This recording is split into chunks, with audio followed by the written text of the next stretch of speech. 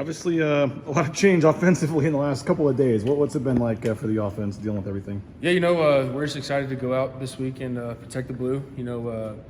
Prove to everyone out there that we can do it. So our main focus right now is San Diego State, protecting the blue and supporting the guys that are in there. Looks like Coach Cutter had a ton of energy out there. What has he brought to the room and just on the practice field? Yeah, he obviously brings a whole lot of experience. He's been coaching for 39, 40 years at the highest level. So, just having him out there, he knows what he's talking about, obviously. So it's just great to have his presence and his energy out there at practice with us. When did you find out you were going to start at center on Friday? I found out the Monday after UT Martin. Wow. The Tuesday after UT Martin. Yeah, so I had a whole week of practice leading up to the game. So how valuable was that? I know you spent some time at guard, but how valuable were those reps during the week? It was good. It was definitely valuable. I had gotten a lot of reps in fall camp at center, so kind of switching back after spending a couple weeks at guard wasn't too difficult. But it was nice to have a whole week of practice under my belt leading up to UTEP. Will it be this year or last year? When the initial depth chart at the beginning of the year comes out, you haven't necessarily been on it. But you've been on almost every single other one starting. Like, what have you kind of learned about, just being ready because they've always needed you?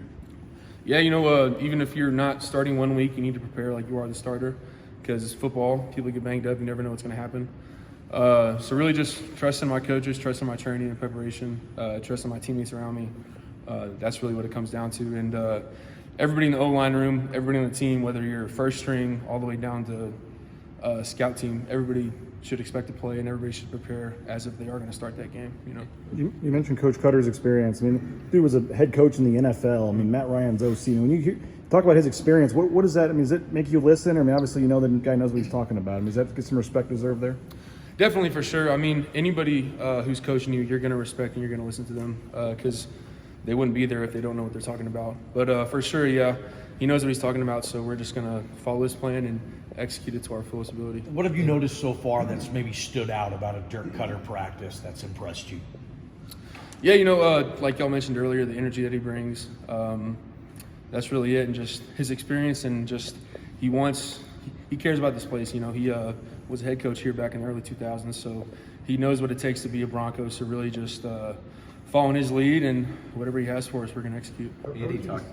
Sorry. How would you describe his energy? Is he like a rah-rah guy? Is he intense? How would you describe his energy? Yeah, a little bit of both, rah-rah and intense. If you mess up, he's going to let you know, which is a good thing. If you do good, he's going to let you know, which is also a good thing. But he wants to go out there. He wants us to give it our all every day and make a mistake, but make a mistake full speed. It's been great having him out there. How well have you noticed so far that maybe Dirk Cutter understands O-line play? Could he coach O-line if he had to, that you've seen? He definitely could. Yeah, he's coached at the highest level. He knows what he's talking about. He's been around some of the greatest players in the history of the game. He could definitely come in and coach O-line. He knows protections, run schemes, IDs, fronts, all that stuff. So his knowledge has been very valuable to us this past week. Andy's talked about, Cutter's going to try and bring in an offense that takes a little bit off the quarterback so they're not thinking about a million things.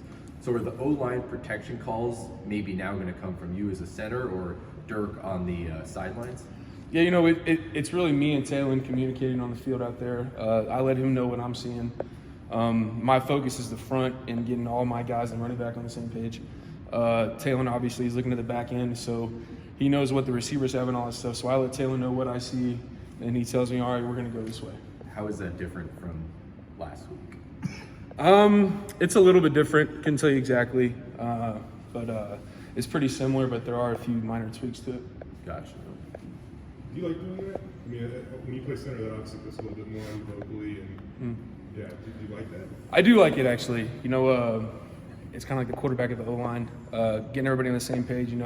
Everybody is listening to you, and it gets pretty hectic out there on the field on game days. So everybody's making a whole bunch of calls, but my voice is the only voice that matters. What I say goes. I like it. I like having that responsibility and just being able to lead those guys out there to get everybody on the same page. How's it different blocking for a guy like Taylor who might take off and run versus blocking for Hank, who's more of a traditional pocket passer? Yeah, I really don't think about it too much. I'm trying to block till the whistle, regardless of what type of player's back there. But Obviously, Taylor can make some stuff happen with his legs, which is nice, but that really doesn't change much for us as offensive linemen. You know, we're trying to block to the whistle every single play. What was the reaction when Hank decided to leave, and how much confidence do you guys have in Taylor? Yeah, that's a question for the coaches. But whoever's in there, we have the utmost confidence in them, and we're going to roll with them, and we're going to protect the Blue this week.